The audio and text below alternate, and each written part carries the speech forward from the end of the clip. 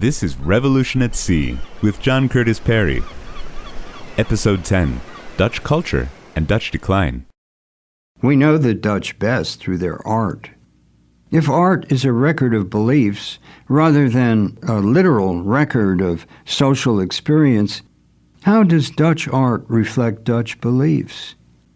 First might be lack of a strong religious impulse.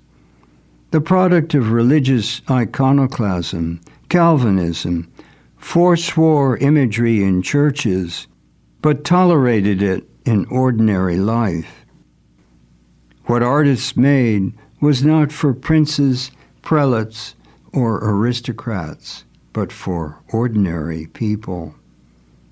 Because the church no longer supported the arts, Dutch artists did not for the most part paint saints and miracles, nor the grandiose or the exotic. Artists chose the humdrum, the material, especially humanity in all its diversity, grossness, and pathos, pompous civic dignitaries, ordered towns, scrubbed interiors, bowls of lush, ripe fruit and vegetables, drunken parties, and group portraits, Rembrandt's Night Watch being the most famous. Artists even painted medical dissections. These were public events. Perhaps 300 or 500 people would attend on winter evenings with scented candles and flute music. Painting becomes an industry, a commercial enterprise. The Dutch founded marine art, ships, admirals, naval battles, and portraits of the sea in all its moods. Paintings and prints also were sold everywhere, even in butcher shops. Literally millions of canvases. People would line their walls vertically with paintings as if they wanted to nail down the world before it floats away. Paintings and prints for a time put the sea at the center of Dutch identity. Foreigners looked at the commercial society of the Dutch with mixed feelings. A British observer defined the UP as a counting house protected by a fleet. Others described the Dutch as meticulous, precise, calculating, all energy, bustle, liveliness. The Chinese spoke of the Dutch as covetous and cunning. Although the foreign stereotype would become the stout, placid, even phlegmatic burgher, this was a society of hard living and hard struggle, embodying the high energy, even violence of a new social order. To the foreign visitor, it offered novelties, fascinations, and delights in virtually every field of activity. Visitors constantly marveled at the prodigious extent of Dutch shipping and commerce, the technical sophistication of industry and finance, the beauty, order, and cleanliness of the cities, the degree of religious and intellectual toleration, the excellence of hospitals and orphanages, the limited character of ecclesiastical power, the subordination of military to civilian authority. All noted the achievement of a great sense of comfort, a collective addiction to eating, smoking, and drinking. Diderot said the Dutch are living alembics, distilling in effect themselves. Some foreigners were appalled by the excessive freedom as they saw it. That feeling exists even today. Earlier, it was lack of proper social hierarchy.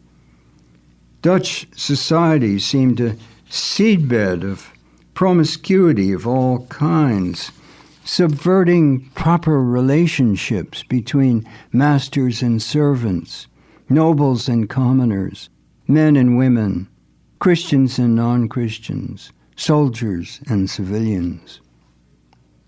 And women were extraordinarily free for those times.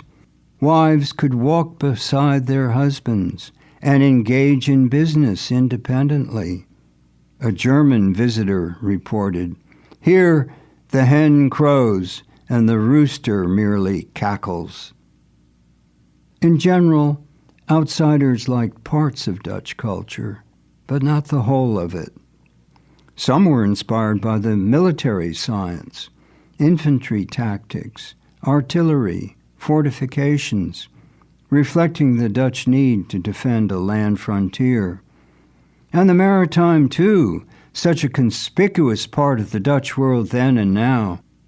Peter the Great came from Russia, incognito, although everyone knew who this extremely tall foreigner was, who came to study Dutch marine technology, for a time working in a shipyard.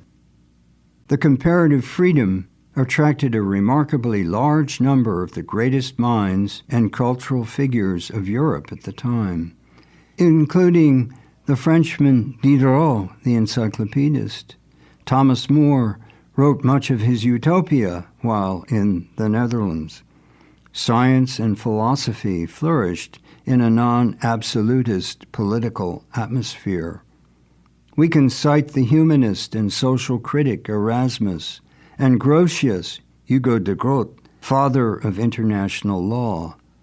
The philosopher Spinoza, of Portuguese Jewish ancestry. Dutch scientists invented the telescope and microscope, discovered the rings of Saturn, and launched the wave theory of light. Dutch culture was a great concentration, a sustained creativity in a small space, accomplished by a society considerably smaller than its chief rivals. It presents an immensely rich and comprehensive tableau stretching from art and agriculture to finance, shipping, and technology, built upon the necessity of generating profit, amassing assets, creating wealth. Decline was perhaps inevitable.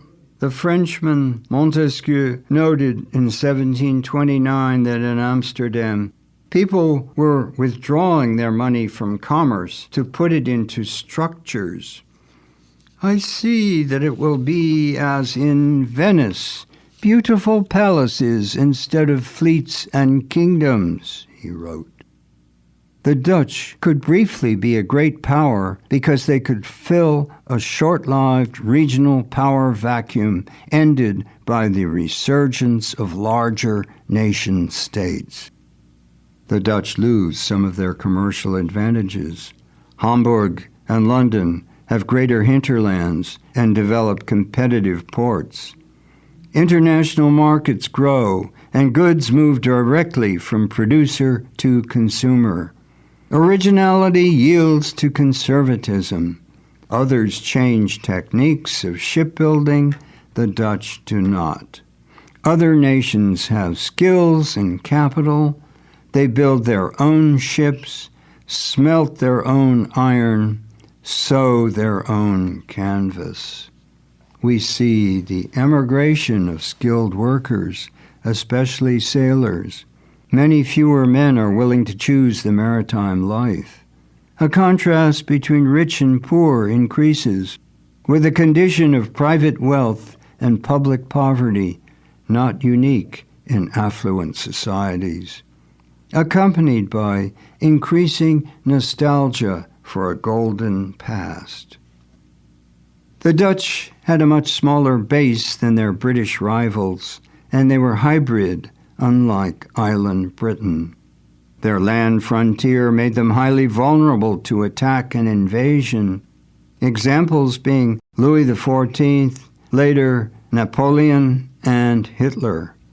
Defeat, occupation, indemnities, and annexation by Napoleonic France in the early 19th century gave the coup de grace to the UP as a global power. The Dutch recaptured their independence but not their prominence. The Dutch were greater merchants than producers. Their industries did not nourish the machine. They lacked coal and iron, and their huge capital resources were constantly depleted by the needs of frontier defense. But agriculture continued to be excellent, and the Dutch make money by trading. Amsterdam, until the 1750s, was a pivot of world trade and finance, still a cash machine. The UP remained richer than England in proportion to its population and extent of territory.